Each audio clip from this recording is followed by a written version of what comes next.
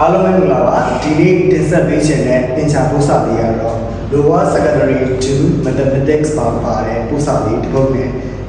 ပေးဆက်ပေးခြင်းပါတယ်တွက်ချက်ပေးခြင်းပါ Okay အဲ့ဒီပို့စာလေးရင်းတော့စပြီးတော့ဖတ်ရအောင် The number of fish in the lake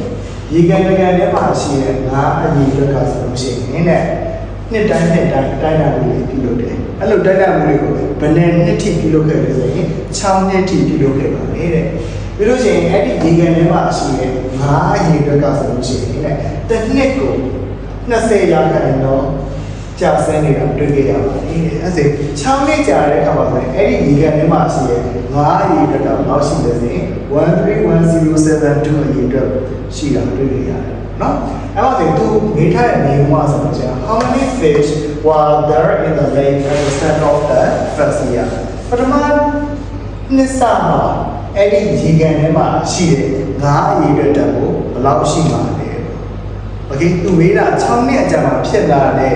ငါးအရေအတွက်ကိုပေးထားပြီးတဲ့အခါကျရင်စပြီးတော့ရေအတွက်တဲ့ခုနှစ်မှာရှိတဲ့ငါးအရေအတွက်ကိုသူရှာခိုင်းတာ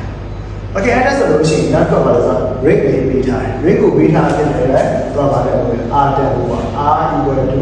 20%အမှဆိုရင်ရာခိုင်နှုန်းလားဆိုရင်တိုးတဲ့ရာခိုင်နှုန်းလားရောတဲ့ရာခိုင်နှုန်းတစ်ချက်ကြည့်တယ်အဲ့ဒီတော့ decreasing လို့ပေးထားဖြစ်တဲ့အတွက်ကြောင့်လို့ decreasing rate ကိုပေးထားတယ်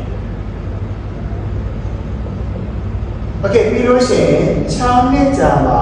တွေးရှိခဲ့ရတဲ့ရေကန်ထဲမှာရှိတဲ့ငါးအရေအတွက်က13107 အဲ့ဒါကြာပြီးနောက်ပိုင်းမှာဖြစ်ပေါ်မဲ့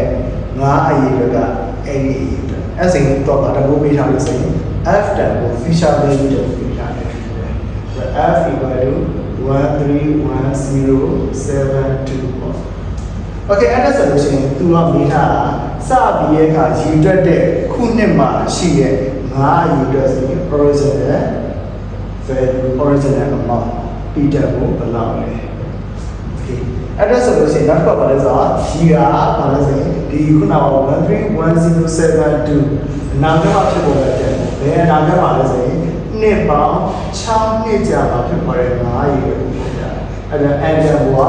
6 years at the other side say that the formula f equal to p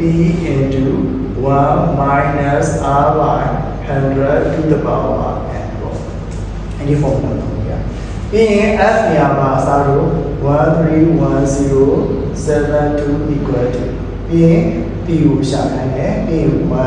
လို့ဒီနေရာမှာ minus ထည့်ထားလဲဆိုရင် decreasing rate လို့ပြောတဲ့အတွက်ကြောင့် formula မှာအနှုတ်ထည့်ထားတယ်ဒီလိုဒီနေရာမှာ decreasing rate ကိုပေးထားတယ် increasing rate ကိုပေးထားတယ်ဆိုလို့ရှိရင်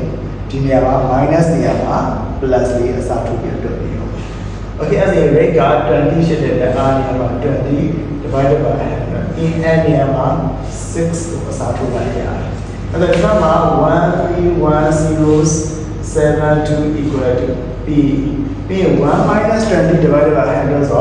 0.8 to the power 6အဲ့တော့ p ကိုလို့ချင်း 0.8 to the power 6ကို equation ညာနေလို့ရှိရင်အဲ့13107 divided by 0.8 to the power 6အဲ့တော့ calculator နဲ့လည်းဆိုရင်5သိန်းထွက်ဖြစ်ရ5သိန်းရာ1000 Okay အဲ့ဆိုလို့ရှိရင်ဒီ p equal to ဒီ 500,000 ဆိုတာသူစပြီးရဲ့အခါကျရင်ကြီးတွက်တဲ့ပထမနှစ်ကရှိတဲ့ဒီရေကန်ထဲမှာရှိတဲ့ငါးရေအတွက်တက်ဖို့ဖြစ်ပါတယ် Okay အဲ့ဆိုလို့ရှိရင်ဒီနေ့ကတော့ဒီ secondary 2 mathematics သင်ချာပို့စာတစ်ပုဒ်ကိုပြပြရနေမယ်ကျွန်တော်ဒီပုံချိုးလိုက်ပါပြီနောက်နေ့နေပါလေတခြားကောင်းလို့ရသင်ချာပို့စာအများအပြားကိုတွက်ချက်ပြီးမှဖြစ်တဲ့အတွက်ကြောင့်လို့ကျွန်တော်တို့ရဲ့ By Horizon Education Center page ကို follow လုပ်ဖို့မိကြတယ်เนาะပြီးလို့ရှိရင်ကျွန်တော်ရဲ့ YouTube channel ဖြစ်တဲ့ YouBy YouTube channel ကိုလည်း subscribe လုပ်ပေးကြပါအောင်เนาะ Okay အဲ့ဒါကောင်းကောင်းနေလေးဖြစ်ပါစေလို့နှုတ်ဆက်တာပါတယ်ဗျာ Okay bye bye